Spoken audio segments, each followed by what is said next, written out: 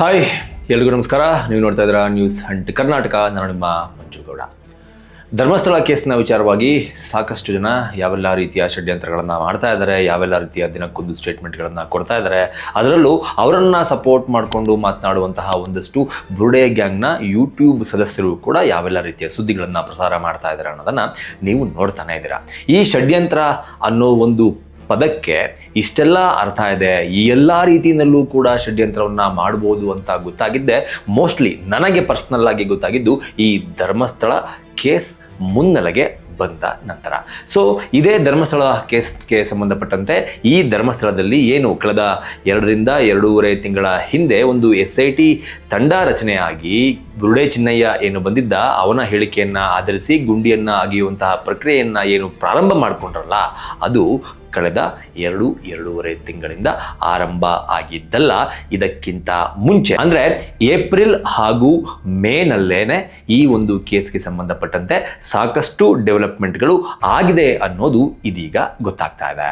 ಸಾಕಷ್ಟು ಮಾಧ್ಯಮಗಳಲ್ಲಿ, ಸಾಕಷ್ಟು ಕಡೆಗಳಲ್ಲಿ ಸಾಕಷ್ಟು ಸುದ್ದಿಗಳನ್ನ ನೀವು ನೋಡಿರ್ತೀರಾ. ಈ ಬುರುಡೆ ಗ್ಯಾಂಗ್ ಏನಿದೆ, ಈ ಬುರುಡೆ ಗ್ಯಾಂಗ್ ಆ ಸ್ಕೆಲಿಟನ್ ಅನ್ನ ತೆಗೆದುಕೊಂಡು ದೆಹಲಿಯವರೆಗೂ ಸಹ ಸುಜಾತಾ ಭಟ್ ಹಾಗೂ ಚಿನ್ನಯ್ಯನ ಜೊತೆಗೆ ಒಂದು ಪ್ರಯಾಣವನ್ನ ಬೆಳೆಸಿತ್ತು.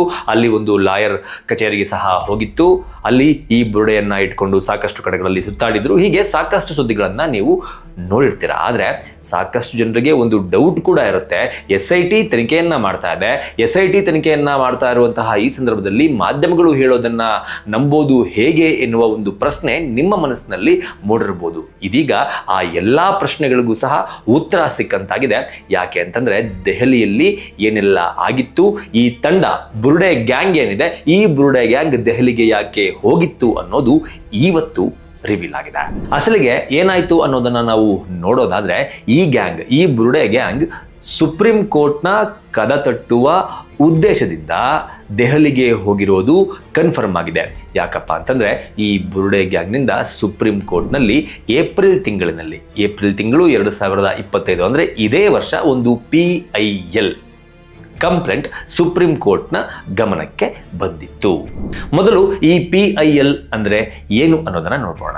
PIL ಅಂದ್ರೆ ಇದರ full form public interest litigation.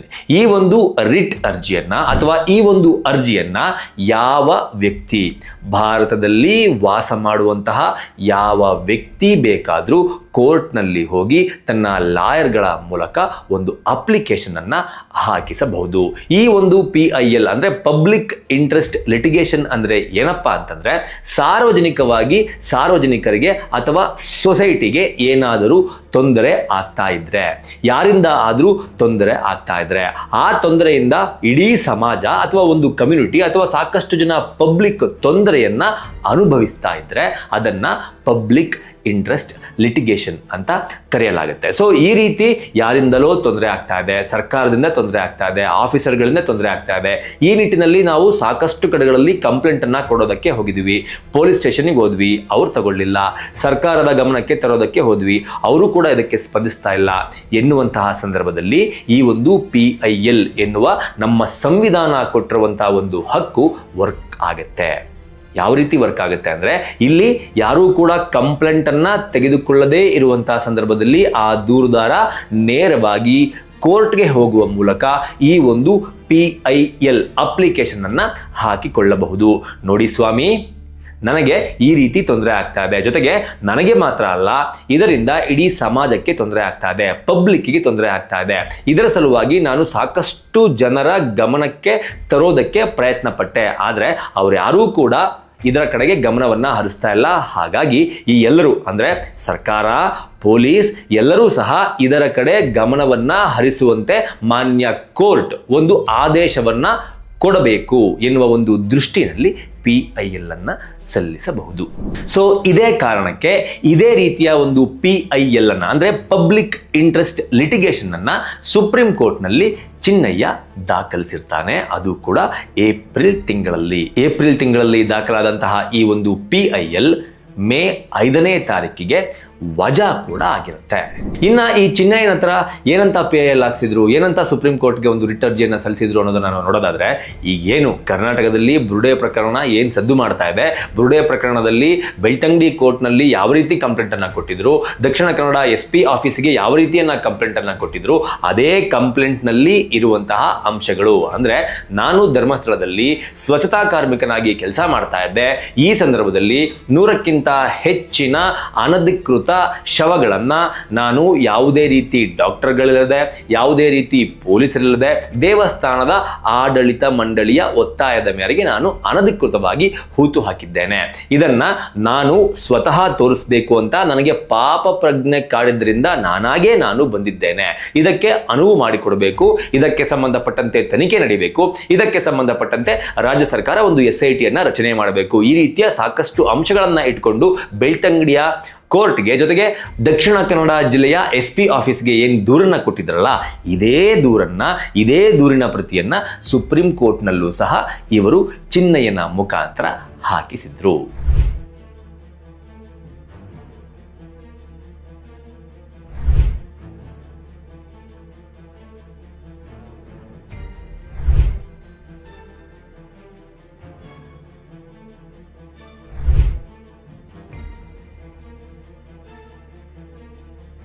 ಇದರಲ್ಲಿ ಮತ್ತೊಂದು ಇಂಟ್ರೆಸ್ಟಿಂಗ್ ಪಾಯಿಂಟ್ ಇದೆ. ಏನಪ್ಪ ಆ ಇಂಟ್ರೆಸ್ಟಿಂಗ್ ಪಾಯಿಂಟ್ ಅಂತಂದ್ರೆ, ಯಾರ ವಿರುದ್ಧ ಅಂದ್ರೆ PIL ಏನೋ ಹಾಕ್ತಾರೆ, ಒಂದು ರಿಟ್ ಅರ್ಜಿಯನ್ನ ಹಾಕ್ತಾರೆ, ಆದ್ರೆ ಯಾರ ವಿರುದ್ಧ ಹಾಕ್ತಾರೆ ಅನ್ನೋದೊಂದು ಬೇಕಲ್ಲ.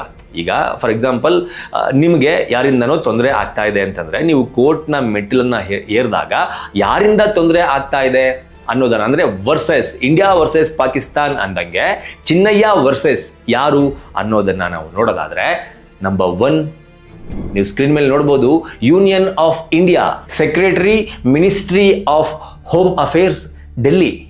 ಅಂದ್ರೆ ಇದರ ಅರ್ಥ ಕೇಂದ್ರ ಸರ್ಕಾರ. Number 2 state of Karnataka, chief secretary, Vidhanasoudha, Bengaluru. ಅಂದ್ರೆ ಇದರ ಅರ್ಥ ಕರ್ನಾಟಕ ರಾಜ್ಯ ಸರ್ಕಾರ.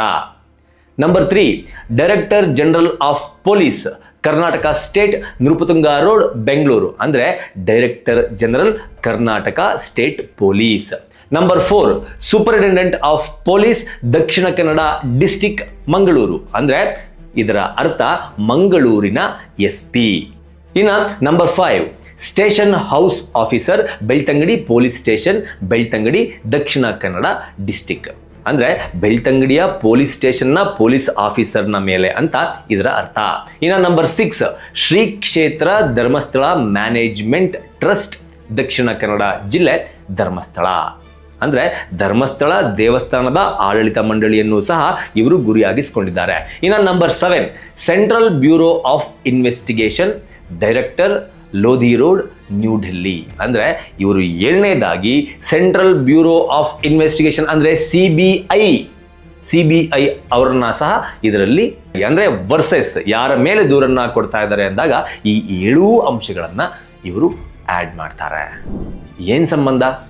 ದೆಹಲಿಯಲ್ಲಿರುವ CBIಗೂ ಧರ್ಮಸ್ಥಳದ ಕೇಸ್ಗೂ ಬುರುಡೆ ಕೇಸ್ಗೂ ಏನ್ ಸಂಬಂಧ? ದೆಹಲಿಯಲ್ಲಿ ಇರುವ ಕೇಂದ್ರ ಸರ್ಕಾರಕ್ಕೂ ಧರ್ಮಸ್ಥಳದ ಬುರುಡೆ ಕೇಸ್ಗೂ ಏನ್ ಸಂಬಂಧ? ಕರ್ನಾಟಕ ರಾಜ್ಯ ಸರ್ಕಾರಕ್ಕೂ ಧರ್ಮಸ್ಥಳದ ಬುರುಡೆ ಕೇಸ್ಗೂ ಏನ್ ಸಂಬಂಧ? ಸದ್ಯ ಅರ್ಜಿ ವಜಾ ಆಗಿದೆ. ಇಫ್ ಇನ್ ಕೇಸ್ ಅರ್ಜಿ ಏನಾದ್ರೂ ವಜಾ ಆಗದೇನೆ ಇದ್ದಿದ್ರೆ ಈ ಅಷ್ಟು ಜನಕ್ಕೂ ಸಹ ಕೋರ್ಟ್ ನೋಟಿಸ್ ಅನ್ನ ಕೊಟ್ಟು ಈ ರೀತಿ ಒಂದು PIL ಬಂದಿದೆ, ಅವರು ದೂರನ್ನ ಕೊಟ್ಟಿರೋದು, ಅಂದ್ರೆ ಯಾರ ಮೇಲೆ ದೂರನ್ನ ಕೊಡಬೇಕು ಅಂತ ನಮೂದಿಸಿದಾಗ ಅವರು ನಿಮ್ಮ ಎಲ್ಲರ ಮೇಲೂ ಸಹ ದೂರನ್ನ ಕೊಟ್ಟಿದ್ದಾರೆ, ಬಂದು ಕ್ಲಾರಿಫಿಕೇಶನ್ ಅನ್ನ ಕೊಡಿ ಅಂತ ಕೋರ್ಟ್ ಕೇಳ್ತಾ ಇತ್ತು. ಸೊ ಆ ಒಂದು ಸಂದರ್ಭ ಇಲ್ಲಿ ಎದುರಾಗಿಲ್ಲ, ಬದಲಾಗಿ ಕೋರ್ಟ್ನಲ್ಲಿ PIL ವಜಾ ಆಗಿರೋದಕ್ಕೆ ಯಾರಿಗೂ ಕೂಡ ನೋಟಿಸ್ ಹೋಗಿಲ್ಲ. ಇನ್ನು ಇದರಲ್ಲಿ ಮತ್ತೊಂದು ಇಂಟ್ರೆಸ್ಟಿಂಗ್ ಆಗಿರುವಂತಹ ವಿಚಾರ ಏನಪ್ಪಾ ಅಂತಂದ್ರೆ, ಚಿನ್ನಯ್ಯನ ಪರ. ನಾನು ಹೇಳ್ತಾ ಇದ್ದೀನಿ, ನಾನು ಈ ಪದವನ್ನ ಉಪಯೋಗಿಸಬಾರ್ದು, ಆದರೆ ಉಪಯೋಗಿಸದಲೇ ಇದ್ರೆ ನಿಮಗೆ ಅದರ ಒಂದು ಸೀರಿಯಸ್ನೆಸ್ ಅರ್ಥ ಆಗಲ್ಲ ಅನ್ನೋ ಕಾರಣಕ್ಕೆ ಉಪಯೋಗಿಸ್ತಾ ಇದ್ದೀನಿ. ಯಕಶ್ಚಿತ್ ಚಿನ್ನಯ್ಯನ ಪರವಾಗಿ ಸುಪ್ರೀಂ ಕೋರ್ಟ್ನಲ್ಲಿ, ದೆಹಲಿಯ ಸುಪ್ರೀಂ ಕೋರ್ಟ್ನಲ್ಲಿ ಒಂದೇ ಒಂದು PILನ ಪಬ್ಲಿಕ್ ಇಂಟ್ರೆಸ್ಟ್ ಲಿಟಿಗೇಷನ್ನ ಸಲುವಾಗಿ ವಾದ ಮಾಡೋದಕ್ಕೆ ಕಂಪ್ಲೀಟ್ ಆದಂತಹ 7 ಜನರ ವಕೀಲರ ದಂಡೇ ಇತ್ತು. ಒಬ್ಬ ಚಿನ್ನಯ್ಯನ ಪರ ವಾದ ಮಾಡೋದಕ್ಕೆ ರೆಡಿಯಾಗಿದ್ರು 7 ಜನ ವಕೀಲರು. ಯಾರವರು? ಅಂದರೆ advocate KV Dhananjay, advocate A Velan, advocate Navpreet Kaur, advocate Ojaswi, advocate Sachin S Deshpande, advocate Prince Singh, advocate Nilay Rai. ಯಾರ್ಗುರು ಈ ಚಿನ್ನಯ್ಯ? ಒಬ್ಬ ಚಿನ್ನಯ್ಯನ ಪರವಾಗಿ ವಾದ ಮಾಡೋದಕ್ಕೆ ಸುಪ್ರೀಂ ಕೋರ್ಟಲ್ಲಿ 7 ಜನ ಅಡ್ವೊಕೇಟ್ಗಳು. ಇವತ್ತಿನ ಚಿನ್ನಯ್ಯನ ಪರಿಸ್ಥಿತಿನ ಗಮನಿಸಿ ನೀವು. ಚಿನ್ನಯ್ಯನ ಪರವಾಗಿ ವಾದ ಮಾಡೋದಕ್ಕೆ ಈ 7 ಜನ ಅಡ್ವೊಕೇಟ್ಗಳಲ್ಲಿ ಯಾರು ಕೂಡ ಇಲ್ಲ. ಆದರೆ ಇದೇ ಏಪ್ರಿಲ್ ಹಾಗೂ ಮೇ ತಿಂಗಳಿನಲ್ಲಿ ಈ PILನ ಅರ್ಜಿ ವಿಚಾರಣೆ ಆಯ್ತಲ್ಲ, ಆ ಅರ್ಜಿ ವಿಚಾರಣೆಯ ಒಂದು ಆರ್ಡರ್ ಕಾಪಿನಲ್ಲಿ ಇರುವಂತಹ ಅಡ್ವೊಕೇಟ್ಗಳ ಹೆಸರುಗಳಿದೆಲ್ಲ. ಅವತ್ತು ಇಷ್ಟು ಜನ ಅಡ್ವೊಕೇಟ್ಗಳು ಚಿನ್ನಯ್ಯನ ಪರವಾಗಿ ನಿಂತಿದ್ದವರು ಇವತ್ತು ಯಾರೂ ಕೂಡ ಚಿನ್ನಯ್ಯನ ಪರವಾಗಿ ಇಲ್ಲ. ಸಾಕ್ಷಿದಾರನಾಗಿ ಚಿನ್ನಯ್ಯ ಬಂದಾಗ ಇವರೆಲ್ಲ ಇದ್ರು, ಆರೋಪಿ ಚಿನ್ನಯ್ಯ ಆದಾಗ ಇವರ್ಯಾರೂ ಕೂಡ ಅವ್ರ ಜೊತೆಗೆ ಇಲ್ಲ. ಇಲ್ಲಿ ಸಿಂಪಲ್ ಆಗಿ ಎಲ್ಲರೂ ಕೂಡ ಒಂದು ಯೋಚನೆ ಮಾಡಿ, ಇಷ್ಟು ಜನ ಅಡ್ವೊಕೇಟ್ಗಳಿಗೆ ಸುಪ್ರೀಂ ಕೋರ್ಟ್ನಲ್ಲಿ ದುಡ್ಡನ್ನು ಕೊಟ್ಟು ವಾದವನ್ನು ಮಂಡಿಸೋದಕ್ಕೆ ನೇಮಕ ಮಾಡ್ತಾರೆ ಅಂದರೆ ಅದೆಷ್ಟು ದುಡ್ಡು ಬಂದಿರಬೇಡ ಇವರಿಗೆ. ಲಾಯರ್ ಫೀಸ್ನ ಕೊಟ್ಟಿರ್ತಾರೆ, ನೋ ಡೌಟ್ ಕೊಟ್ಟಿರ್ತಾರೆ. ಎಲ್ಲಿಂದ ಬಂತು ಆ ಲಾಯರ್ ಫೀಸ್ ಕೊಡೋದಕ್ಕೆ ಅವ್ರಿಗೆ ದುಡ್ಡು? ಚಿನ್ನಯ್ಯನಿಗಾಗಲಿ, ಮಟ್ಟಣ್ಣಂಗಾಗಲಿ, ಜಯಂತ್ ಟೀಗಾಗಲಿ ಎಲ್ಲಿಂದ ಬಂತು ಇವರಿಗೆ? ಯಾಕೆ ಅಂತಂದರೆ ಪ್ರೈಮರಿ ಇನ್ವೆಸ್ಟಿಗೇಷನ್ನಲ್ಲಿ ಗೊತ್ತಾಗಿದೆ, ಸಾಕಷ್ಟು ಜನರಿಗೆ ನೋಟಿಸನ್ನು ಕೂಡ ಕೊಟ್ಟಿದ್ದಾರೆ. ದೆಹಲಿಗೆ ಈ ಚಿನ್ನಯ್ಯನನ್ನ, ಸುಜಾತಾ ಭಟ್ಟನ್ನ ಕರ್ಕೊಂಡು ಹೋಗಿದ್ದಕ್ಕೆ ಸಾಕ್ಷಿಗಳು ಕೂಡ ಸಿಕ್ಕಿದೆ. ಸುಜಾತಾ ಭಟ್ ಕೂಡ ಒಪ್ಕೊಂಡಿದ್ದಾರೆ. ಚಿನ್ನಯ್ಯ ಕೂಡ ಪೊಲೀಸರ ಮುಂದೆ ಸ್ಟೇಟ್ಮೆಂಟ್ ಅನ್ನು ಕೊಟ್ಟಿದ್ದಾರೆ. ನಮ್ಮನ್ನ ದೆಹಲಿಗೆ ಕರೆದುಕೊಂಡು ಹೋಗಿದ್ದು ಇದೇ ಜಯಂತ್ ಟಿ ಹಾಗೂ ಗಿರೀಶ್ ಮಟ್ಟಣ್ಣ ಅನ್ನೋದು ಕನ್ಫರ್ಮ್ ಆಗಿದೆ. ಹಿಂಗಿದ ಮೇಲೆ ಇದೇ ಜಯಂತ್ ಟಿ, ಗಿರೀಶ್ ಮಟ್ಟಣ್ಣ ಅವರಿಗೆ ಸುಪ್ರೀಂ ಕೋರ್ಟ್ನಲ್ಲಿ ಒಂದು PIL ಅರ್ಜಿ ವಿಚಾರಣೆಯನ್ನು ನಡೆಸೋದಕ್ಕೆ 7 ಜನ ಅಡ್ವೊಕೇಟ್ಗಳನ್ನ ಇಡೋದಕ್ಕೆ ದುಡ್ಡು ಎಲ್ಲಿಂದ ಬರ್ತಿದೆ, ಎಲ್ಲಿಂದ ಬಂದಿದೆ? ಈಗ ಆಲ್ರೆಡಿ SIT ಪರ ವಕೀಲರು ಹೈಕೋರ್ಟ್ನಲ್ಲಿ ಒಪ್ಕೊಂಡಿದ್ದಾಗೋಗಿದೆ. ಇದರಲ್ಲಿ ಒಂದು ಷಡ್ಯಂತ್ರ ಇದೆ ಅನ್ನೋದು SIT ಅಧಿಕಾರಿಗಳ ಗಮನಕ್ಕೆ ಬಂದಿದೆ. ಆ ನಿಟ್ಟಿನಲ್ಲಿ ಒಂದು ತನಿಖೆ ನಡೀತಾ ಇದೆ ಅನ್ನೋದನ್ನ SIT ಪರ ವಕೀಲರು ಕೋರ್ಟ್ನಲ್ಲಿ ನ್ಯಾಯಾಧೀಶರಾಗಿರುವಂತಹ ನಾಗಪ್ರಸನ್ನ ಅವರ ಗಮನಕ್ಕೆ ತಂದದ್ದು ಆಗಿದೆ. ಇದನ್ನ ನೋಡಿದಾಗ ಷಡ್ಯಂತ್ರ ಇದೆ ಅನ್ನೋದು ಕನ್ಫರ್ಮ್ ಆಗುತ್ತೋ ಆಗಲ್ವೋ ನೀವೇ ಡಿಸೈಡ್ ಮಾಡಿ. ಸೊ ಒಂದು PIL ಆಯಿತು, ಇಷ್ಟೆಲ್ಲ ಕಂಪ್ಲೇಂಟ್ನಲ್ಲಿ ಸೇರಿಸಿದ್ರು. ಇದನ್ನ ಈ ಅರ್ಜಿಯನ್ನ ವಿಚಾರಣೆಗೆ ಎತ್ಕೋಬಹುದಾ ಬೇಡವಾ ಅನ್ನೋದನ್ನ ಸುಪ್ರೀಂ ಕೋರ್ಟ್ ನೋಡ್ತು. ಅರ್ಜಿಯಲ್ಲಿ ಏನೇನೆಲ್ಲ ಇದೆ, ಯಾವೆಲ್ಲ ಅಂಶಗಳನ್ನು ನಮೂದಿಸಿದ್ದಾರೆ ಅನ್ನೋದನ್ನ ಕ್ಲೀನಾಗಿ ನೋಡ್ತು. ನೋಡಾದ್ಮೇಲೆ ಅದನ್ನ ರಿಜೆಕ್ಟ್ ಕೂಡ ಮಾಡ್ತು. ಯಾಕೆ ರಿಜೆಕ್ಟ್ ಮಾಡ್ತು? ವಕೀಲರಾಗಿರುವಂತಹ ನರೇಶ್ ಅವರು ಹೇಳ್ತಾರೆ, ಒಂದ್ಸಲಿ ಕೇಳ್ಕೊಂಬನ್ನಿ. We also observe that no relief as such is sought against any of the respondents herein. The filing of this writ petition is therefore an exercise in futility. Saying this writ petition is a public interest litigation only, best merits its noble object ಅಂತ. Best merits its noble object ಅಂದ್ರೆ ಏನು ಹೇಳ್ಬೋದು ಅಂದ್ರೆ ಜನಸಾಮಾನ್ಯರಿಗೆ ಷಡ್ಯಂತ್ರ ಮಾಡೋದಕ್ಕೋಸ್ಕರನೇ ಇದು ಈ public interest litigation ಹಾಕಿರೋದು ಅಂತ ಹೇಳಿದ್ದಾರೆ. ಬೆಸ್ಟ್ ಮೆರಿಟ್ಸ್ ಅಂದ್ರೆ ದಟ್ ಇಸ್ ದ ಮೀನಿಂಗ್. ಅಂದ್ರೆ ಒಬ್ರು ರೆಪ್ಯುಟೇಷನ್ ಹಾಳು ಮಾಡೋದಕ್ಕೋಸ್ಕರ ಮಾಡಿರೋದು ಅಂತಾನೆ ಹೇಳಿರೋದು ಇದು. ಅದರ ನೆಕ್ಸ್ಟ್ ಲೈನ್ ಹೇಳ್ತಾರೆ ಅಂದ್ರೆ it's not A public interest litigation in the true sense. ಅಂದ್ರೆ PIL ಅಂದ್ರೆ ಅದಕ್ಕೂ ಏನಕ್ಕೋಸ್ಕರ ಆ ಉದ್ದೇಶದಲ್ಲಿದೆ, ಆ ಉದ್ದೇಶದಲ್ಲಿ ಈ ರಿಟ್ ಪಿಟಿಷನ್ ಇಲ್ಲ. But one which can also be termed as, ಅಂದ್ರೆ ಸುಪ್ರೀಂ ಕೋರ್ಟ್ ಏನ್ ಹೇಳಿದೆ ಅಂದ್ರೆ ಇದನ್ನ ಯಾವ ತರ ಹೇಳ್ಬೋದು ನಾವು ಅಂದ್ರೆ publicity interest litigation, paisa interest litigation, private interest litigation, political interest litigation. ಅಂದ್ರೆ ಅರ್ಥ ಆಯ್ತು ಅಂತ ಅನ್ಕೊಳ್ತೀನಿ. ಜನಸಾಮಾನ್ಯರಿಗೆ ಅರ್ಥ ಆಗ್ಬೇಕಂದ್ರೆ ಏನಂತ ಹೇಳ್ಬೋದು ಅಂದ್ರೆ PIL ನ ಉದ್ದೇಶ ಬಿಟ್ಟು ಇವರು ಈ ರಿಟ್ ಪಿಟಿಷನ್ ಏನಕ್ಕೆ ಫೈಲ್ ಮಾಡಿದ್ದಾರೆ ಅಂದ್ರೆ ಇವರು ಪಬ್ಲಿಸಿಟಿ ಇಂಟ್ರೆಸ್ಟ್ ಲಿಟಿಗೇಷನ್ ಅಂದ್ರೆ ಬೇರೆಯವರ ಹೆಸರನ್ನ ಹಾಳು ಮಾಡಿಬಿಟ್ಟು ಇವ್ರು ಪಬ್ಲಿಸಿಟಿ ತಗೋಬಹುದು ಅಂತ ಸಮಾಜದಲ್ಲಿ. ಪೈಸಾ ಇಂಟ್ರೆಸ್ಟ್ ಲಿಟಿಗೇಷನ್ ಅಂದ್ರೆ ದುಡ್ಡು ಮಾಡಬಹುದು ಅಂತ, PIL ಹಾಕ್ಬಿಟ್ಟು ಬ್ಲಾಕ್ ಮೇಲರ್ ತರ ಯಾರಿಗಾರ ಎದುರಿಸ್ಬಿಟ್ಟು ದುಡ್ಡು ವಸೂಲಿ ಮಾಡಬಹುದು ಅಂತ. ಪ್ರೈವೇಟ್ ಇಂಟ್ರೆಸ್ಟ್ ಲಿಟಿಗೇಷನ್ ಅಂದ್ರೆ ಯಾರಿಗಾರ ಜಿದ್ದಿತ್ತು ಅಂದ್ರೆ, ವೈಷಮ್ಯ ಇತ್ತು ಅಂದ್ರೆ ಅದಕ್ಕೆ ಯೂಸ್ ಮಾಡಿರೋ ತರ ಅಂತ. ಪೊಲಿಟಿಕಲ್ ಇಂಟ್ರೆಸ್ಟ್ ಲಿಟಿಗೇಷನ್ ಅಂತ ಹೇಳಿದ್ದಾರೆ. This is A very strong words use ಮಾಡಿರೋದು. ನನ್ನ ಕೆರಿಯರ್ ಅಲ್ಲಿ ನನ್ಗಿರೋದು ಲೆಸ್ ಎಕ್ಸ್ಪೀರಿಯನ್ಸ್ ಇದೆ, ನನಗೆ ಲೆಸ್ ನಾಲೆಜ್ ಇದೆ. ಮತ್ತೆ ಇದರಲ್ಲಿ ಒಂದು ವರ್ಡ್ ಯೂಸ್ ಮಾಡಿದ್ದಾರೆ, ಬೆಸ್ಟ್ ಮೆರಿಟ್ಸ್ ಅಂತ. ಬೆಸ್ಟ್ ಮೆರಿಟ್ಸ್ ಅಂದ್ರೆ ಅರ್ಥನೇ ಒಬ್ರದನ್ನ ಬೇರೆಯವ್ರದನ್ನ ರೆಪ್ಯುಟೇಷನ್ ಹಾಳು ಮಾಡೋದು ಅಂತ. ಸರ್ ಮೇಲ್ನೋಟಕ್ಕೆ ಇದು ಷಡ್ಯಂತ್ರ ಅಂತ ಅನಿಸ್ತದೆ ಸರ್. ನಮ್ಮ ಏನ್ ಯಾವುದೇ ಒಂದು ಕೇಸ್ ಫೈಲ್ ಮಾಡ್ಬೇಕಂದ್ರೆ ಯಾವುದೇ ಕೇಸ್ ಇರ್ಬೋದು, ನಾವು ಒಂದು ಕೇಸ್ ನಡೀತಾ ಇದ್ದಾಗ ಇನ್ನೊಂದು ಕೇಸ್ ಬಗ್ಗೆ ಅದ್ರ ಬಗ್ಗೆ ಮಾಹಿತಿ ಕೊಡ್ತೀವಿ ನಾವು. ಲಿಟಿಗೇಷನ್ ಹಿಸ್ಟ್ರಿಲಿ ಇರ್ಬೋದು, ಬೇರೆ ಎಲ್ಲಿ ಕೇಸ್ ನಡೀತಾ ಇದೆ ಅಂತ ಕೊಡ್ತೀವಿ. ಇವರು ಇಷ್ಟೆಲ್ಲ ಆದ್ಮೇಲೆ ಇವರು ಬಂದ್ಬಿಟ್ಟು ಈಗ ಏನು ನಮ್ಮ ಬೆಳ್ತಂಗಡಿ ತಾಲೂಕಲ್ಲಿ ಚಿನ್ನಯ್ಯ ಹತ್ರ ಅವರು 164 ಸ್ಟೇಟ್ಮೆಂಟ್ ಮಾಡಿಸಿದ್ದಾರೆ. ಇವರು ಎಲ್ಲೂ ಹೇಳಿಲ್ಲ ಅದನ್ನ. ಈ ಥರ ಸುಪ್ರೀಂ ಕೋರ್ಟಲ್ಲಿ ಹಾಕಿದ್ದೀವಿ, ಡಿಸ್ಮಿಸ್ ಆಗಿದ್ದೀವಿ ಅಂತ. ಇದು ಟು ಬಿ ಫ್ರಾಂಕ್ ಆಗಿ ಹೇಳಬೇಕಂದ್ರೆ ಒಂದು ನ್ಯಾಯಾಂಗ ವ್ಯವಸ್ಥೆಗೆ ಅಪಮಾನ ಮಾಡ್ದಂಗಿದು.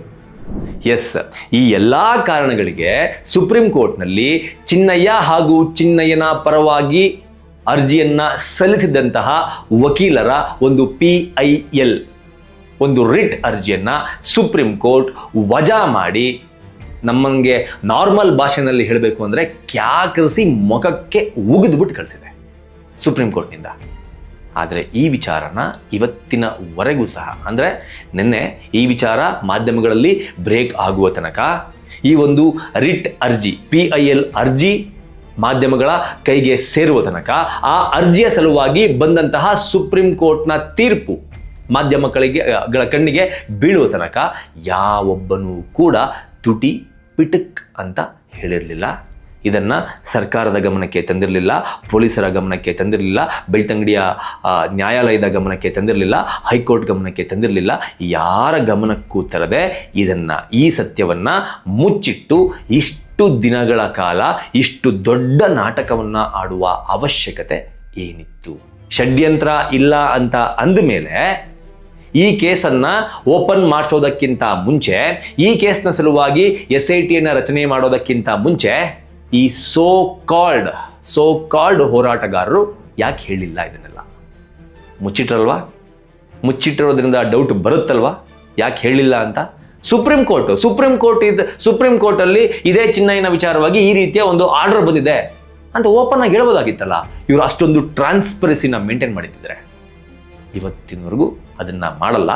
ಈಗ ನಾಳೆಯಿಂದಲ್ಲ ಇವತ್ತಿಂದಾನೇ ಇದಕ್ಕೆ ಸಂಬಂಧಪಟ್ಟಂತೆ ಸಾಕಷ್ಟು ಪ್ರಶ್ನೆಗಳಿರೋದಾಗತ್ತೆ. ಇದಕ್ಕೆ ಸಂಬಂಧಪಟ್ಟಂತೆ ಸಿಕ್ಕ ಕಡೆಗಳಲ್ಲಿ ಮಾಧ್ಯಮಗಳು ಪ್ರಶ್ನೆಯನ್ನು ಮಾಡೋದಕ್ಕೆ ರೆಡಿ ಮಾಡ್ತಾರೆ. ಅದರ ಜೊತೆಗೆ ಅವರ ಕೃಪಾಪೋಷಿತ ಮಂಡಳಿಯ ಯೂಟ್ಯೂಬರ್ಗಳು ಒಂದಷ್ಟು ಜನ ಇದ್ದಾರೆ, ಯೂಟ್ಯೂಬ್ ಚಾನಲ್ಗಳು ಒಂದಷ್ಟಿದೆ. ಅಲ್ಲಿ ಕೂತ್ಕೊಂಡು ಇದಕ್ಕೆ ಯಾವ ರೀತಿ ತೇಪೆ ಹಚ್ಚುವ ಕೆಲಸವನ್ನು ಮಾಡಬೇಕು ಅಂತ ಆಲ್ರೆಡಿ ಡಿಸ್ಕಸ್ ಆಗಿ ಡಿಸಿಷನ್ ಕೂಡ ಆಗಿರುತ್ತೆ. ಅದನ್ನು ನಿಮ್ಮ ಮುಂದೆ ಬಂದು ಅದಕ್ಕೊಂದು ಕತೆ ಕಟ್ಟು ಹೇಳ್ತಾ ಹೋಗ್ತಾರೆ, ನೀವು ನಂಬ್ತಾ ಹೋಗಿ. ಇದ್ರ ಜೊತೆಗೆ ನಾನು ಸ್ಪೆಸಿಫಿಕ್ ಆಗಿ ಒಂದಷ್ಟು ಪಾಯಿಂಟ್ಗಳನ್ನು, ಅಂದರೆ ಆ ಆರ್ಡರ್ ಕಾಪಿನಲ್ಲಿ ಸಾಕಷ್ಟು ಅಂಶಗಳನ್ನು ಪಾಯಿಂಟ್ ಮಾಡಿ ಅದನ್ನು ರಿಜೆಕ್ಟ್ ಮಾಡಿದ್ದಾರೆ. ಕ್ಯಾಕರ್ಸ್ ಮಕ್ಕಕ್ಕೆ ಉಗಿದಿದೆ ಸುಪ್ರೀಂ ಕೋರ್ಟು. ಅದು ಹೇಳಿದ್ನಲ್ಲ, ನಮ್ಮ ಭಾಷೆಯಿಂದ ಹೇಳಬೇಕಂದ್ರೆ ಕ್ಯಾಕರ್ಸ್ ಮಕ್ಕಕ್ಕೆ ಉಗಿದು ಕಳಿಸಿದೆ. ಅದರಲ್ಲಿ ಮೇನ್ ಪಾಯಿಂಟ್ಗಳನ್ನು ನಾನು ನಿಮ್ಮ ಮುಂದೆ ಹೇಳ್ಬಿಡ್ತೀನಿ. ಏನಪ್ಪಾ ಅಂತಂದ್ರೆ, ನೀವು ಸ್ಕ್ರೀನ್ ಮೇಲೆ ನೋಡ್ತಾ ಇರೋ ಹಾಗೆ, it is not a public interest litigation in the true sense, but one which can also be termed as publicity interest litigation. PIL ಅಂದರೆ ಅದರ ನಿಜವಾದ ಅರ್ಥ ಪಬ್ಲಿಕ್ ಇಂಟ್ರೆಸ್ಟ್ ಲಿಟಿಗೇಷನ್. ಆದರೆ ಈ ಒಂದು ಪಬ್ಲಿಕ್ ಇಂಟ್ರೆಸ್ಟ್ ಲಿಟಿಗೇಷನ್ನ ಅರ್ಜಿ ಏನು ಹಾಕಿದರೆ ಇದರಲ್ಲಿ ಯಾವುದೇ ರೀತಿಯ ಪಬ್ಲಿಕ್ ಇಂಟ್ರೆಸ್ಟ್ ನಮಗೆ ಕಾಣಿಸ್ತಾ ಇಲ್ಲ, ಬದಲಾಗಿ ಪಬ್ಲಿಸಿಟಿ ಇಂಟ್ರೆಸ್ಟ್ ಲಿಟಿಗೇಷನ್ ತರ ಕಾಣಿಸ್ತಾ ಇದೆ. ಪಾಯಿಂಟ್ ನಂಬರ್ 1 ಇದು, ಪಬ್ಲಿಸಿಟಿ ಇಂಟ್ರೆಸ್ಟ್ ಲಿಟಿಗೇಷನ್. ಅಂದ್ರೆ ಏನರ್ಥ? ಪಬ್ಲಿಸಿಟಿಯನ್ನ ತೆಗೆದುಕೊಳ್ಳೋದಕ್ಕೋಸ್ಕರ, ಪುಕ್ಸಟ್ಟೆ ಸ್ಕೋಪ್ ಅನ್ನ ತೆಗೆದುಕೊಳ್ಳೋದಕ್ಕೋಸ್ಕರ ಈ ಅರ್ಜಿಯನ್ನ ಸಲ್ಲಿಸಿದಂತೆ ಕಾಣಿಸ್ತಾ ಇದೆ. ಪಾಯಿಂಟ್ ನಂಬರ್ 2, ಪೈಸಾ ಇಂಟ್ರೆಸ್ಟ್ ಲಿಟಿಗೇಷನ್. ಅಂದ್ರೆ ಈ ಒಂದು ಅರ್ಜಿಯ ಹಿಂದೆ, ಈ ಒಂದು ಅರ್ಜಿಯನ್ನ ಸುಪ್ರೀಂ ಕೋರ್ಟ್ಗೆ ಸಲ್ಲಿಸಿರುವುದರ ಹಿಂದೆ ಇರುವ ಮತ್ತೊಂದು ಉದ್ದೇಶ ಏನಪ್ಪಾ ಅಂತಂದ್ರೆ, ದುಡ್ಡನ್ನ ಮಾಡೋದು. ಯಾರಿಂದನೋ ದುಡ್ಡನ್ನ ವಸೂಲಿ ಮಾಡೋದಕ್ಕೆ ಈ ಒಂದು ಅರ್ಜಿಯನ್ನ ಸಲ್ಲಿಸಲಾಗಿದೆ. ಈ ಒಂದು ಅರ್ಜಿಯನ್ನ ಸಲ್ಲಿಸೋದಕ್ಕೆ ಪ್ರಮುಖ ಕಾರಣ ದುಡ್ಡು ಅಂತ ನಮಗೆ ಅನ್ನಿಸ್ತಾ ಇದೆ ಅಂತ ಸುಪ್ರೀಂ ಕೋರ್ಟ್ ಹೇಳುತ್ತೆ. ಇನ್ನ ಪಾಯಿಂಟ್ ನಂಬರ್ 3 ಅಲ್ಲಿ ಹೇಳುತ್ತೆ ಪ್ರೈವೇಟ್ ಇಂಟ್ರೆಸ್ಟ್ ಲಿಟಿಗೇಷನ್. ಅಂದ್ರೆ ಇದು ಪಬ್ಲಿಕ್ಕಿಗೆ ತೊಂದರೆ ಆಗ್ತಾ ಇದೆ, ಪಬ್ಲಿಕ್ಕಿಗೆ ಏನೋ ಗಾಬರಿ ಮಾಡುವಂತಹ ಪ್ರಕರಣಗಳು ನಡೀತಾ ಇದೆ ಎನ್ನುವ ಇಂಟ್ರೆಸ್ಟ್ ಲಿಟಿಗೇಷನ್ ತರ ನಮಗೆ ಕಾಣ್ತಾ ಇಲ್ಲ, ಬದಲಾಗಿ ಯಾರದ್ದೋ ಒಬ್ಬ ವ್ಯಕ್ತಿಯ ಪ್ರೈವೇಟ್ ಇಂಟ್ರೆಸ್ಟ್ ಲಿಟಿಗೇಷನ್ ತರ ಕಾಣಿಸ್ತಾ ಇದೆ ಈ ಅರ್ಜಿ. ಈ ಅರ್ಜಿಯಿಂದ ಸಮಾಜಕ್ಕಾಗ್ಲಿ ಸಾರ್ವಜನಿಕರಿಗಾಗ್ಲಿ ಉಪಯೋಗ ಇಲ್ಲ, ನಯಾ ಪೈಸೆ ಉಪಯೋಗ ಇಲ್ಲ, ಬದಲಾಗಿ ಯಾವುದೋ ಒಬ್ಬ ವ್ಯಕ್ತಿಗೆ ಇದರಿಂದ ಉಪಯೋಗ ಇರಬಹುದು ಅನ್ನೋದು ನಮಗೆ ಕಾಣ್ತಾ ಇದೆ. Or political interest litigation. ಈ ಒಂದು ಅರ್ಜಿಯ ಹಿಂದೆ ರಾಜಕೀಯದ ಕಾರಣಗಳೂ ಸಹ ನಮಗೆ ಕಾಣಿಸ್ತಾ ಇದೆ.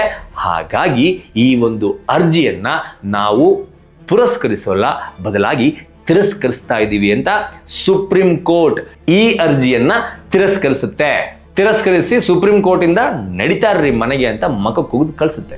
ಇನ್ನ ಇಷ್ಟೆಲ್ಲ ಆದ್ಮೇಲೆ ಸುಪ್ರೀಂ ಕೋರ್ಟ್ ನಲ್ಲಿ ಒಂದು ಅರ್ಜಿಗೆ ಹೋಗಿದೆ, ಅರ್ಜಿಯ ವಿಚಾರಣೆ ನಡೆದಿದೆ. ಅದಾದ್ಮೇಲೆ ಆ ಅರ್ಜಿ ವಿಚಾರಣೆಯನ್ನ ಡಿಸ್ಮಿಸ್ ಮಾಡಿ ಅಥವಾ ವಜಾಗೊಳಿಸಿ ಸುಪ್ರೀಂ ಕೋರ್ಟ್ ವಾಪಸ್ ಕಳಿಸಿದೆ. ಇಷ್ಟೆಲ್ಲ ಆಗಿದ್ರು ಕೂಡ ಇದ್ರ ಬಗ್ಗೆ ಬೆಳ್ತಂಗಡಿ ಕೋರ್ಟ್ಗೆ ಗೊತ್ತಿರಲಿಲ್ವಾ? ಕರ್ನಾಟಕ ರಾಜ್ಯ ಪೊಲೀಸರಿಗೆ ಗೊತ್ತಿರಲಿಲ್ವಾ? ಕರ್ನಾಟಕ ಸರ್ಕಾರಕ್ಕೆ ಗೊತ್ತಿರಲಿಲ್ವಾ ಅಂತ ಕೇಳಿದ್ರೆ ನನ್ನ ಹತ್ರ ಉತ್ತರ ಇಲ್ಲ.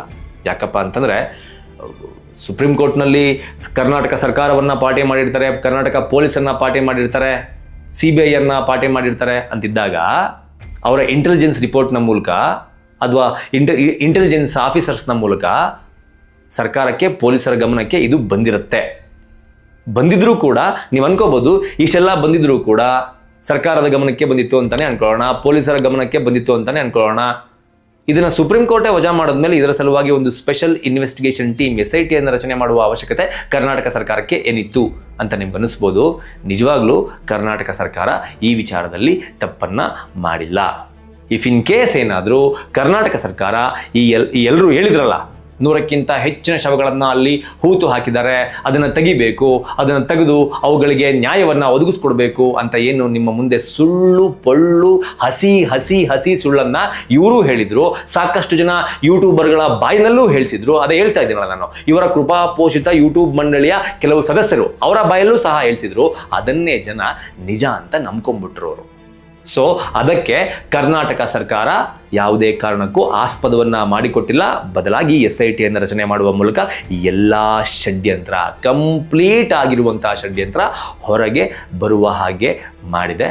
ಸೊ ಆ ನಿಟ್ಟಿನಲ್ಲಿ ಕರ್ನಾಟಕ ರಾಜ್ಯ ಸರ್ಕಾರಕ್ಕೆ, ಎಸ್ಪೆಷಲಿ CM ಸಿದ್ದರಾಮಯ್ಯನವರಿಗೆ ನಾನು ಥ್ಯಾಂಕ್ಸ್ ಹೇಳೋದಕ್ಕೆ ಇಷ್ಟಪಡ್ತೀನಿ. ಸೊ ಇಷ್ಟೆಲ್ಲ ಆದಮೇಲೂ ಕೂಡ ಈ ಬುರುಡೆ ಗ್ಯಾಂಗ್ ಇವತ್ತಿಗೂ ಮಾಧ್ಯಮಗಳ ಮುಂದೆ ಬರ್ತಾರೆ, ದಿನಕ್ಕೊಂದೊಂದು ಸ್ಟೇಟ್ಮೆಂಟ್ ಕೊಡ್ತಾರೆ. ಅಲ್ಲಿ ಹಂಗಾಗಿತ್ತು ಅಂತಾರೆ, ಇಲ್ಲಿ ಹಿಂಗಾಗಿತ್ತು ಅಂತಾರೆ, ಅದು ಹಂಗಲ್ಲ ಅಂತಾರೆ, ಇದು ಹಿಂಗಲ್ಲ ಅಂತಾರೆ. ತಿರ್ಚಿ ಮರ್ಚಿ ಜನಗಳನ್ನು ಕಂಪ್ಲೀಟಾಗಿ ಗೊಂದಲಕ್ಕೆ ದೂಡಿ ಈ ಕೇಸ್ನ ವಿಚಾರದಲ್ಲಿ ಏನೆಲ್ಲ ಆಗ್ತಾ ಇದೆ ಅನ್ನೋದನ್ನು ಜನ ವಾಗಾಮರ್ಯ, ಈ ಕೇಸ್ ಯಾವನಿಗೆ ಬೇಕು ಅಂತ ಫಸ್ಟ್ರೇಟ್ ಆಗಬೇಕು. ಆ ರೇಂಜ್ಗೆ ಜನರನ್ನು ದಾರಿ ತಪ್ಪಿಸುವಂಥ ಕೆಲಸವನ್ನು ಈ ಕಂಪ್ಲೀಟ್ ಬುರುಡೆ ಗ್ಯಾಂಗ್ ಹಾಗೂ ಬುರುಡೆ ಗ್ಯಾಂಗ್ನ ಕೃಪಾಪೋಷಿತ ಯೂಟ್ಯೂಬ್ ಮಂಡಳಿಯ ಕೆಲವು ಯೂಟ್ಯೂಬರ್ಗಳು ಸಹ ಮಾಡ್ತಾ ಇದ್ದಾರೆ. ಅದರಲ್ಲಿ ಯಾವುದೇ ರೀತಿಯ ಡೌಟ್ ಇನ್ನು ಮೇಲೆ ಉಳಿದುಕೊಳ್ಳೋದೇ ಬೇಡ. ಇಷ್ಟೆಲ್ಲ ಆದಮೇಲೆ ಉಳಿದುಕೊಳ್ಳೋದೇ ಬೇಡ ಆ ರೀತಿ ಡೌಟ್ಗಳು. ಇವರು ಮಾಡ್ತಿರೋದು ದೊಡ್ಡ ಷಡ್ಯಂತ್ರನೇ ಅನ್ನೋದಕ್ಕೆ ಇದಕ್ಕಿಂತ ದೊಡ್ಡ ಪುರಾವೆ ಇನ್ನೇನು ಬೇಕು. ಇದರ ಜೊತೆಗೆ ಈ ಒಂದು ಬುರುಡೆ ಗ್ಯಾಂಗ್ ಸುಪ್ರೀಂ ಕೋರ್ಟ್ನಲ್ಲಿ ನಡೆದಂತಹ ಈ ಒಂದು PILನ ವಿಚಾರಣೆಯನ್ನು ಮುಚ್ಚಿಟ್ಟಿದ್ದರ ಸಲುವಾಗಿ ಯಾವುದೇ ರೀತಿ ಆಶ್ಚರ್ಯ ಆಗಲೇ ಇಲ್ಲ. ಯಾಕೆ ಅಂತೀರಾ? ನಾವು ಒಂದೊಂದಾಗಿ ಹೇಳ್ತಾ ಹೋಗ್ತೀನಿ ಕೇಳಿ. ಇವರು ಹೈಡ್ ಆ್ಯಂಡ್ ಸೀಕ್ ಗೇಮ್ ಏನು ಆಡಿದಾರಲ್ಲ, ಈ ಹೈಡ್ ಆ್ಯಂಡ್ ಸೀಕ್ ಗೇಮು ಇವತ್ತು ಮೊದಲನೇದಲ್ಲ, ಸಾಕಷ್ಟು ವಿಚಾರಗಳಲ್ಲಿ ಆಡ್ಕೊಂಡಿದ್ದಾರೆ. ಯಾವೆಲ್ಲ ವಿಚಾರದಲ್ಲಿ ಆಡ್ಕೊಂಡ್ಬಂದಿದ್ದಾರೆ? ಸುಜಾತಾ ಭಟ್ ಕೇಸ್ನ ವಿಚಾರದಲ್ಲಿ ಈ ಬುರುಡೆ ಗ್ಯಾಂಗ್ ಮಾಡಿದ್ದು ಇದೇ ಹೈಡ್ ಆ್ಯಂಡ್ ಸೀಕ್ ನಾಟಕ. ಚಿನ್ನಯ್ಯ ನಮಗೆ ಗೊತ್ತಿಲ್ಲ ಅನ್ನೋದನ್ನು ಆರಂಭದಿಂದ ಹೇಳ್ಕೊಂಬರ್ತಾ ಇದ್ರು, ಆಮೇಲೆ ಚಿನ್ನಯ್ಯ ನಮಗೆ ಗೊತ್ತು ಅಂತ ಹೇಳಿದ್ರು. ಈ ವಿಚಾರದಲ್ಲೂ ಕೂಡ ಇವರು ಆಡಿದ್ದು ಹೈಡ್ ಆ್ಯಂಡ್ ಸೀಕ್ ನಾಟಕ. ಸೌಜನ್ಯ ಕೇಸ್ನಲ್ಲಿ ಸಂತೋಷ್ ರಾವ್ ಪಾತ್ರ ಏನಿತ್ತು, ಸಂತೋಷ್ ರಾವ್ ಯಾವೆಲ್ಲ ರೀತಿಯಲ್ಲಿ ಸೌಜನ್ಯ ಪ್ರಕರಣದಲ್ಲಿ ತೊಡಗಿಕೊಂಡಿದ್ದ, ಕೋರ್ಟ್ ಸಂತೋಷ್ ರಾವ್ ಬಗ್ಗೆ ಏನೆಲ್ಲ ಹೇಳಿತ್ತು ಅನ್ನೋದನ್ನು ಸಹ ಜನರ ಮುಂದೆ ಮುಚ್ಚಿಟ್ಟು ಇವರು ಆಡಿದ್ದು ಹೈಡ್ ಆ್ಯಂಡ್ ಸೀಕ್ ನಾಟಕ. ಸಂತೋಷ್ ರಾವನ್ನ ಬಿಡಿಸ್ಕೊಂಡು ಬರೋದಕ್ಕೆ ಕೋಟಿ ಖರ್ಚು ಮಾಡಿದ್ರು ಕೂಡ ಅದನ್ನು ಕೂಡ ಎಲ್ಲೂ ಕೂಡ ಹೇಳಿಕೊಳ್ಳದೆ ಇವರು ಜನರ ಮುಂದೆ ಆಡಿದ್ದು ಹೈಡ್ ಆ್ಯಂಡ್ ಸೀಕ್ ನಾಟಕ. ಬುರುಡೆ ಚಿನ್ನಯ್ಯ ತಂದ ಬುರುಡೆಯನ್ನ ಇದನ್ನ ಅವನೇ ತಂದಿದ್ದು, ಅವನೇ ಹೂತು ಹಾಕಿದ್ದ ಒಂದು ಶವದ ಬುರುಡೆಯನ್ನ ಅವನೇ ಬಗೆದು ಎತ್ಕೊಂಡ್ ಬಂದಿದ್ದಾನೆ ಅಂತ ಸುಳ್ಳನ್ನ ಹೇಳಿ ಇವರೇ ಅವನಿಗೆ ತಗೊಂಡು ಹೋಗಿ ಬುರುಡೆಯನ್ನ ಕೊಟ್ಟಿದ್ದನ್ನ ಸಹ ಮುಚ್ಚಿಟ್ಟು ಅಲ್ಲೂ ಸಹ ಇವರು ಆಡಿದ್ದು ಹೈಡ್ ಆ್ಯಂಡ್ ಸೀಕ್ ನಾಟಕ. 2023 ಈ ಚಿನ್ನಯ್ಯ ಧರ್ಮಸ್ಥಳಕ್ಕೆ ಭೇಟಿ ನೀಡಿರ್ತಾನೆ. ಆದ್ರೆ ಆ ಚಿನ್ನಯ್ಯ ಬಂದಿದ್ದು 2025 ಅನ್ನೋದನ್ನ ಒಪ್ಪಿಕೊಳ್ಳದ ಇವರು ಆಡಿದ್ದು ಆ ವಿಚಾರದಲ್ಲೂ ಸಹ ಹೈಡ್ ಆ್ಯಂಡ್ ಸೀಕ್ ನಾಟಕ. ಗುಂಡಿ ಅಗೆಯುವಾಗ ರಾಶಿ ಮೂಳೆ ಸಿಕ್ತು ಅನ್ನೋದನ್ನ ಇವರು ಕೂಡ ಹೇಳಿದ್ರು. ಇವರ ಕೃಪಾಪೋಷಿತ ಮಂಡಳಿ ಯೂಟ್ಯೂಬ್ ಚಾನಲ್ಗಳ ಹತ್ರ ಕೂಡ ಹೇಳಿಸಿದ್ರು. ಈ ವಿಚಾರದಲ್ಲೂ ಕೂಡ ಜನರ ಮುಂದೆ ಇವರು ಆಡಿದ್ದು ಹೈಡ್ ಆ್ಯಂಡ್ ಸೀಕ್ ನಾಟಕ. ಇಷ್ಟೆಲ್ಲ ಹೈಡ್ ಆ್ಯಂಡ್ ಸೀಕ್ ನಾಟಕಗಳನ್ನ ಇವರು ಆಡಿರ್ಬೇಕಾದ್ರೆ ಸುಪ್ರೀಂ ಕೋರ್ಟ್ನ ಈ ಒಂದು ವಿಚಾರವನ್ನ ಹೈಡ್ ಮಾಡಿ ಇಟ್ಟಿರೋದ್ರಲ್ಲಿ ಏನಾದರೂ ಆಶ್ಚರ್ಯ ಇದೆಯಾ? ಯಾರಿಗಾದ್ರೂ ಆಶ್ಚರ್ಯ ಕಾಡುತ್ತಾ? ಇಷ್ಟು ಹೈಡ್ ಆ್ಯಂಡ್ ಸೀಕ್ ನಾಟಕಗಳನ್ನು ನಾನು ನಿಮ್ಮ ಮುಂದೆ ಪಟ್ಟಿ ಮಾಡಿ ಹೇಳಿದ್ಮೇಲೆ ಇವಾಗ ಹೇಳಿ ಧರ್ಮಸ್ಥಳದಲ್ಲಿ ನಿಜವಾಗ್ಲೂ ನೂರಾರು ಮಹಿಳೆಯರ ಮೇಲೆ, ಬಾಲಕಿಯರ ಮೇಲೆ ಅತ್ಯಾಚಾರ ಆಗಿರಬಹುದಾ? ಅತ್ಯಾಚಾರ ಆಗಿ ಅನಧಿಕೃತವಾಗಿ ಈ ಚಿನ್ನಯ್ಯ ಆ ಶವಗಳನ್ನು ಯಾರ ಕಣ್ಣಿಗೂ ಕಾಣದಂತೆ ಹೂತು ಹಾಕಿರಬಹುದಾ? ಧರ್ಮಸ್ಥಳದ ವಿಚಾರದಲ್ಲಿ ಇಲ್ಲಿಯವರೆಗೂ ಸಹ ಯಾವುದೇ ಒಂದು ರೀತಿಯ ಒಂದು ಚಿಕ್ಕ ಷಡ್ಯಂತ್ರ ಈ ಬುರುಡೆ ಗ್ಯಾಂಗಿಂದ ನಡೆದಿಲ್ಲ ಅಂತ ಹೇಳೋಕ್ಕಾಗತ್ತಾ? ಇದೆಲ್ಲವನ್ನೂ ಸಹ ನೀವೇ ಥಿಂಕ್ ಮಾಡಿ ನೀವೇ ಡಿಸೈಡ್ ಮಾಡಬೇಕು. ಇನ್ನು ಮೇಲೂ ಕೂಡ ಇದಾದ ನಂತರವೂ ಕೂಡ ಬುರುಡೆ ಗ್ಯಾಂಗನ್ನು ಸಪೋರ್ಟ್ ಮಾಡಿಕೊಂಡು ಮಾತನಾಡುವ ಜನರನ್ನು ನಿಮ್ಮಿಂದ ದೂರ ಇಡಿ. ಇಷ್ಟೆಲ್ಲ ಆದ ಮೇಲೂ ಈ ಬುರುಡೆ ಗ್ಯಾಂಗನ್ನು ಸಪೋರ್ಟ್ ಮಾಡಿಕೊಂಡು ರಾಶಿ ಮೂಳೆ ಸಿಕ್ತು, ಇವತ್ತು ಅಲ್ಲಿ ಸಿಕ್ತು, ಅವತ್ತು ಇಲ್ಲಿ ಸಿಕ್ತು, ಅದು ಹಂಗಾಗೋಗ್ಬಿಟ್ಟಿದೆ, ಅಲ್ಲಿ ನಡೆದಿರೋದು ಸತ್ಯ, ಚಿನ್ನಯ್ಯ ಹೇಳ್ತಿರೋದು ಪರಮ ಸತ್ಯ ಅಂತ ನಿಮ್ಮ ಮುಂದೆ ಇಡ್ತಾ ಇದ್ದಾರಲ್ಲ ಯೂಟ್ಯೂಬರ್ಗಳು, ಅವರನ್ನು ಸಹ ನಿಮ್ಮಿಂದ ದೂರ ಇಡಿ. ಸಮಾಜದ ಮುಖ್ಯವಾಹಿನಿಯಿಂದ ಅವರನ್ನು ದೂರ ಇಡಿ. ಇಲ್ಲ ಅಂತಂದರೆ ಹೇಳ್ತೀನಿ ಕೇಳಿ, ಧರ್ಮಸ್ಥಳದ ವಿಚಾರದಲ್ಲಿ ಇಷ್ಟೆಲ್ಲ ಷಡ್ಯಂತ್ರವನ್ನು ಮಾಡಿರುವಂತಹ ಈ ಬುರುಡೆ ಗ್ಯಾಂಗ್ ನಾಳೆ ದಿನ ಇನ್ನು ಏನನ್ನ ಬೇಕಾದರೂ ಮಾಡೋದಕ್ಕೆ ಮನಸ್ಸನ್ನು ಮಾಡೋದರಲ್ಲಿ ಯಾವುದೇ ರೀತಿಯ ಸಂಶಯ ಬೇಡ, ಡೌಟನ್ನು ಇಟ್ಕೊಳ್ಳೋದಕ್ಕೆ ಹೋಗಲೇಬೇಡಿ. ಸೊ ಇದಿಷ್ಟು ಈ ವಿಡಿಯೋದ ಒಂದು ಸಾರಾಂಶ ಆಗಿತ್ತು. ಏನನ್ಸುತ್ತೆ ನಿಮಗೆ ಈ ಕಂಪ್ಲೀಟ್ ಸ್ಟೋರಿಯನ್ನು ನೋಡಿದಾಗ ಅನ್ನೋದನ್ನು ಕಮೆಂಟ್ ಬಾಕ್ಸ್ ಮುಖ ತಿಳಿಸಿ ಅಂತ ಕೇಳ್ಕೊತಾ ನೆಕ್ಸ್ಟ್ ವಿಡಿಯೋದಲ್ಲಿ ಮತ್ತೆ ಸಿಗೋಣ. ನಮಸ್ಕಾರ.